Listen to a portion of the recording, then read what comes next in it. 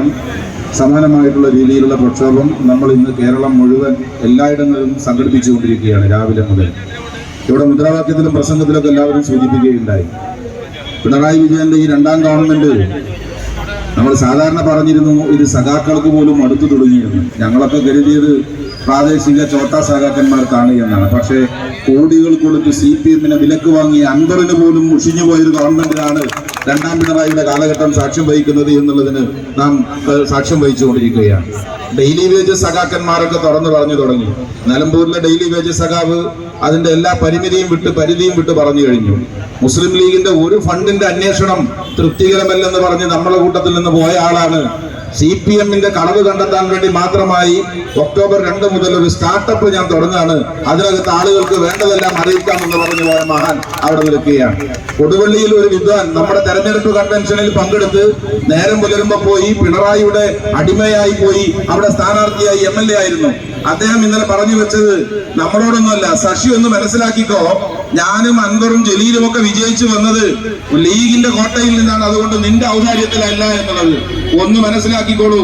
അച്ചടക്കവും അന്തസ്സും ഒക്കെ ഉള്ളവര് പാണക്കാട് കുടുംബത്തിൽ തന്നെ ഉണ്ടായിരുന്നു. ബാക്കിയുള്ള തെരുവുകളാണ് നിങ്ങൾക്ക് കിട്ടിയതെന്ന് പിണറായിക്ക് കാലം സാക്ഷ്യപ്പെടുത്തിക്കൊണ്ടിരിക്കുകയാണ്. 10-15 വർഷമായപ്പോ ലീഗിന്റെയും കോൺഗ്രസിന്റെയും ഒക്കെ താവളത്തിൽ നിന്ന് അടർത്തിയെടുത്തവൻ ഓരോന്നോരോന്ന് ഞങ്ങൾ പറഞ്ഞയച്ച് ഉത്തരവാദിത്തം നിർവഹിച്ചതുപോലെ ജനങ്ങളുടെ മുമ്പിൽ തുറന്നു പറയുകയാണ് ഒരു ഗതികെട്ട ഗവൺമെന്റിനെ കുറിച്ച്. എന്താണ് ഇനി പോലീസിനെ കുറിച്ച് കേൾക്കാൻ ബാക്കിയുള്ളത്?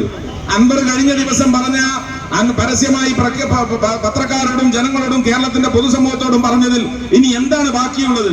അതിനകത്ത് കസ്റ്റംസിന്റെ വെട്ടിപ്പുണ്ട്, രാജ്യദ്രോഹമുണ്ട്, അഥവാ എയർപോർട്ടിനെ കേന്ദ്രീകരിച്ച് നടക്കുന്ന വൻ കൊള്ളയുണ്ട്, സ്ത്രീപീഡനമുണ്ട്, മരമുറിയുണ്ട് എന്ന് വെച്ച് കഴിഞ്ഞാൽ നിങ്ങളുടെ കയ്യിലുള്ള എല്ലാ പോലീസ് ആക്ടും അനുസരിച്ച് വകുപ്പെടുക്കാനുള്ള എല്ലാ കേസുകളും CPM-ന്റെ നേതാക്കന്മാരുടെ നേതൃത്വത്തിൽ നടത്തുന്നുവെന്ന് പറയുന്നതും അതിന് രേഖകൾ ഹാജരാക്കുന്നതും നിലമ്പൂരിൽ നിന്ന് വിജയിച്ചു വന്ന CPM-ന്റെ പിന്തുണയോടുകൂടി വിജയിച്ചു വന്ന അൻവർ MLA ആണ്.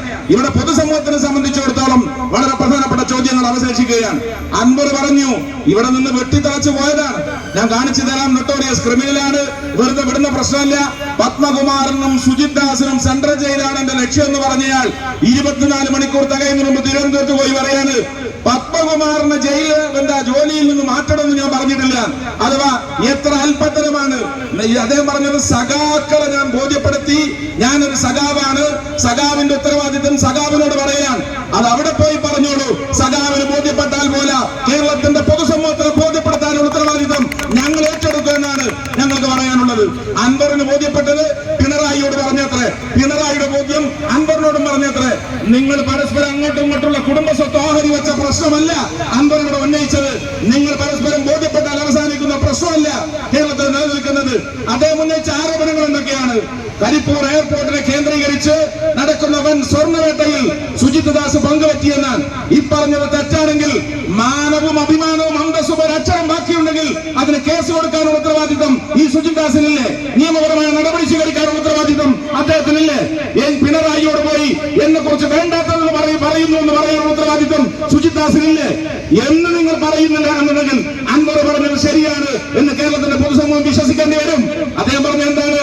എയർപോർട്ടിൽ നിന്ന് ഇറങ്ങി വരും ശരാശരി 3 കിലോഗ്രാം വരുന്ന സ്വർണം ഒരു കള്ളക്കടത്തുകാരൻ കൊണ്ടുവരുന്നു.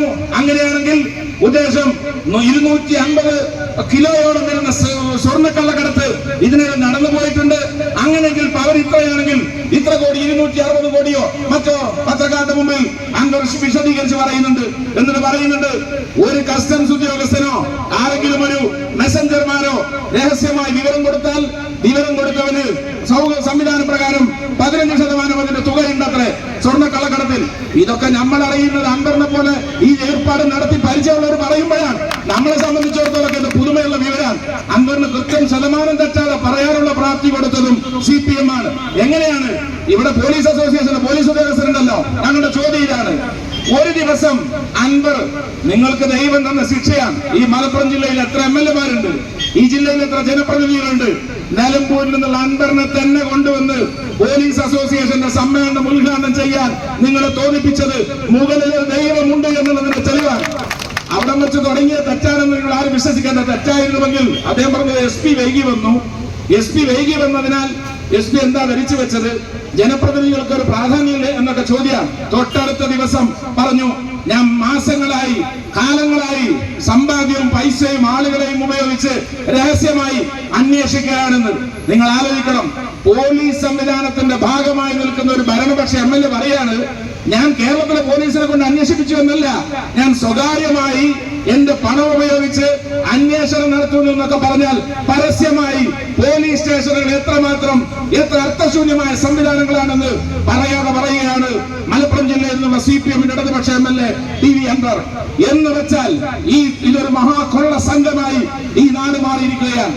പിണറായി വിജയൻ തമിഴ്നാട്ടിലെ തിരുട്ട് ഗ്രാമത്തിലെ കൊള്ളക്കാരെ പോലെയുള്ള ഒരു സംഘത്തിന്റെ നേതാവാണെന്ന് നിങ്ങൾ പറഞ്ഞത് കാലം സാക്ഷ്യം വഹിച്ചുകൊണ്ടിരിക്കുകയാണ്. ADGP അവന്റെ ആവതുപോലെ ചെയ്തുകൊണ്ടിരിക്കുന്നു എന്ന് പറയുന്നത് അൻവർ വളരെ വ്യക്തമായി പറഞ്ഞു. കവടിയാർ കൊട്ടാരത്തിനടുത്ത് MA യൂസുഫ് അലി ഫ്ലാറ്റ് ഉണ്ടാക്കുന്നതിനടുത്ത് ADGP വീടുണ്ടാക്കുന്നു. വൈകിട്ടാകുമ്പോഴേക്ക് പത്രക്കാർ പോകണം.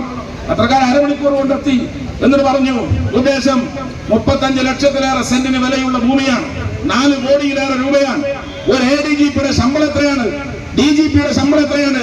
ഒരു DGP-ക്ക് കവടിയാർ കൊട്ടാരത്തിനടുത്ത് കോടിക്കണക്കിന് രൂപയുടെ തുകയുടെ ഭൂമി വാങ്ങാനുള്ള സ്വത്ത് എവിടെ നിന്ന് കിട്ടി, പണം എവിടെ നിന്ന് കിട്ടി എന്ന് പറയാണ്. അലിയന്മാരാണ് ഏർപ്പാട് നടത്തുന്നത്, ഭാര്യയുടെ ആമലയാണ് ഏർപ്പാട് നടത്തുന്നത്, ADGP-യുടെ അനിയനാണ് ഏർപ്പാട് നടത്തുന്നത് എന്നുള്ളത്.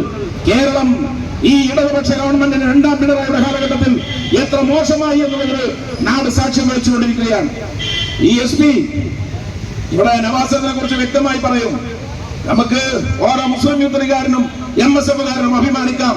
50 കൊല്ലത്തിന് ശേഷം കണ്ടെത്തിയത് ആൺകുട്ടിയെ പോലെ കണ്ടെത്തിയ നേതാവാണ് പ്രിയങ്കരനായ നമ്മുടെ സുഹൃത്ത് TK നവാസ്. വ്യക്തമായി പറഞ്ഞു, ഇദ്ദേഹത്തിന് വിളിക്കുന്നത് അങ്കിളാണ് എന്ന് ആദ്യമായി പത്രക്കാരോട് പറഞ്ഞത് നവാസാണ്.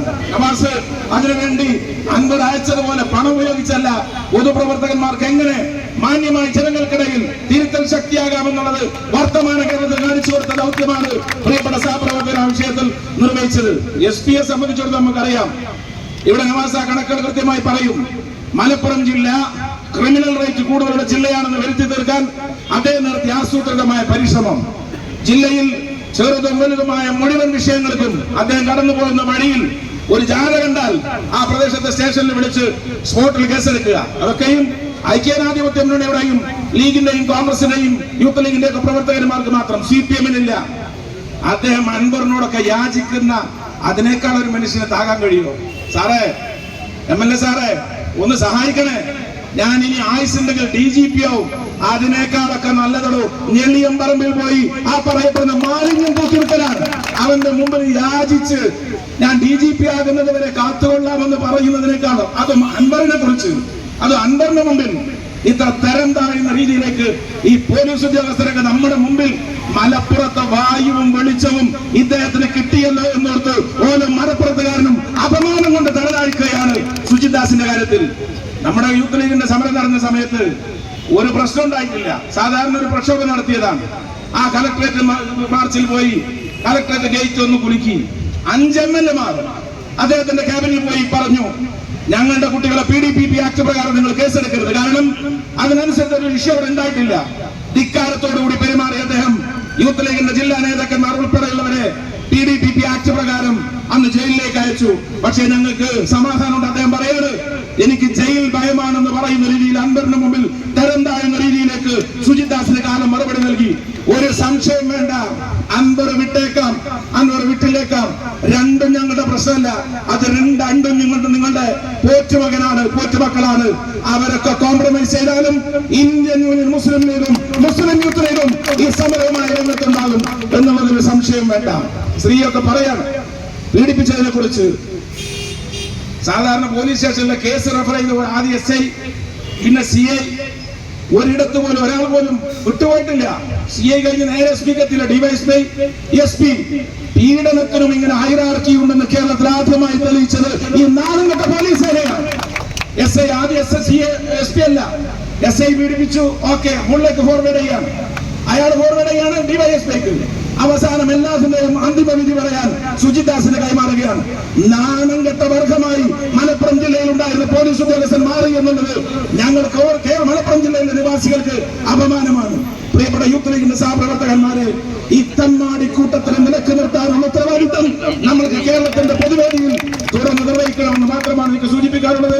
ഈ സമരത്തിന്, ഈ വിഷയത്തിന് കേരളത്തിന്റെ മനസാക്ഷിയുടെ മുമ്പിൽ കൊണ്ടുവന്ന പ്രിയങ്കനായ MSFന്റെ സംസ്ഥാന അധ്യക്ഷൻ നവാസ് ഇവിടെ സംസാരിക്കുമെന്നുള്ളതുകൊണ്ട് ദീർഘിപ്പിക്കുന്നില്ല. നിരന്തരമായ സമരങ്ങൾക്ക് ഐക്യ ജനാധിപത്യ മുന്നണിയിലെ യുവജന ഘടകകക്ഷികൾ നേതൃത്വം നൽകി വരാനിരിക്കുകയാണ്. എല്ലാവരുടെയും പിന്തുണയുണ്ടാകണമെന്ന് അഭ്യർത്ഥിച്ചുകൊണ്ട് ഈ പ്രക്ഷോഭം ഇവിടെ തുടക്കം കുറിച്ചതായി അറിയിച്ചു നിർത്തുന്നു. നന്ദി. അസ്സലാമു അലൈക്കും.